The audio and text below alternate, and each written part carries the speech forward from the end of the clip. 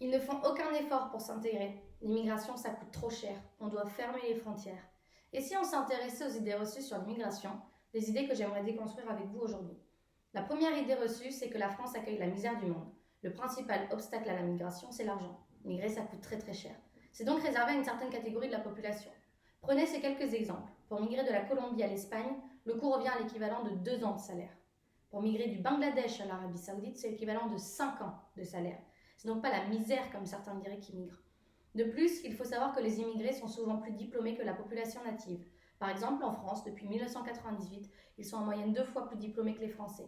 33% à avoir obtenu un diplôme du supérieur, soit à peu près le double du taux de celui de la population française. Par contre, ils ne peuvent prétendre qu'à des emplois temporaires autorisés par la préfecture pour lesquels il existe un manque avéré de travailleurs, donc des postes à faible statut, faible salaire, physiquement durs, saisonniers et loin de tout. La seconde, c'est que l'immigration, ça nous coûte trop cher. Si on isole les immigrés du reste de la population, on remarque que leur impact fiscal est très limité. Avec les pensions, on estime que les migrants représentent environ 10 milliards pour les finances. Par contre, si on ne les prend pas en compte, ils représentent un bénéfice de 6 milliards. Même en prenant en compte le coût de l'aide médicale d'État, ça représente 0,2% du budget de la sécurité sociale. Les migrants contribuent plus par leur travail aux taxes et aux cotisations qu'ils n'en bénéficient. Les aides auxquelles ils peuvent prétendre même sont extrêmement limitées. L'aide aux demandeurs d'asile, elle s'élève à 8,40 € par jour, soit 252 € par mois. Et bien entendu, ils n'ont pas le droit ni au RSA, ni aux allocations familiales. En gros, ils travaillent dans des jobs précaires que personne ne veut le faire, ils payent leurs taxes, financent nos retraites, mais la seule affirmation que les Français arrivent à exposer, c'est que ça coûte trop cher. Et si on essayait de comprendre comment l'immigration pourrait rapporter davantage et comment elle pourrait permettre aux immigrés de véritablement développer leur plein potentiel économique? Il existe des pays qui considèrent l'immigration comme une richesse. Le Canada, lui, a mis dans son plan post-Covid la priorité de relancer l'immigration. Si en France, le gouvernement décidait d'annoncer une priorité pour l'immigration post-Covid, ça serait trop fou pour le débat français. Et pourtant, c'est dans le plan du Canada. Pour baisser les insécurités, il faut fermer les frontières. Les Français sont convaincus qu'en fermant les frontières, l'immigration s'arrêtera. Mais c'est tout le contraire.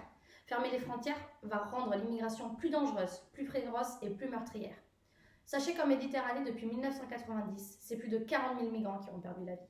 Si on fermait les frontières, on participerait à l'augmentation du business des passeurs. Et oui, car plus les frontières sont difficiles à franchir, plus les migrants ont besoin de passeurs. Aujourd'hui, les passeurs, c'est le 3e trafic illégal le plus rentable au monde, derrière le trafic d'armes et le trafic de drogue. Et j'aimerais qu'on regarde ensemble quelques chiffres. Vous ne trouvez pas ça absurde que la Turquie, la Colombie, le Pakistan, l'Ouganda et l'Allemagne soient les pays qui hébergent le plus de migrants au monde? Vous ne pensez pas que des pays comme les États-Unis, la France ou le Canada devraient figurer en premier? Au Liban, c'est un quart de la population qui provient de l'immigration. Cette année, en France, nous acceptons 10 000 demandes, ou devrais-je dire candidatures.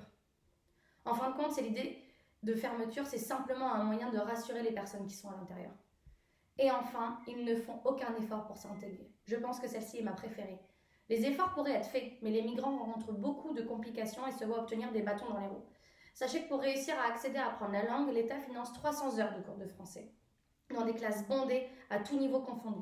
C'est tellement absurde que ce sont les réfugiés eux-mêmes qui apprennent le français à leurs confrères au sein de différentes associations pour en avoir été témoins. Les réfugiés ont souvent envie de s'intégrer, mais ils n'ont souvent pas les moyens, ni le code culturel, ni le réseau. On considère que dans un monde idéal, chacun resterait chez soi. C'est ce narratif qui empêche de penser politiquement à l'immigration. Alors, ces idées sont-elles justifiées?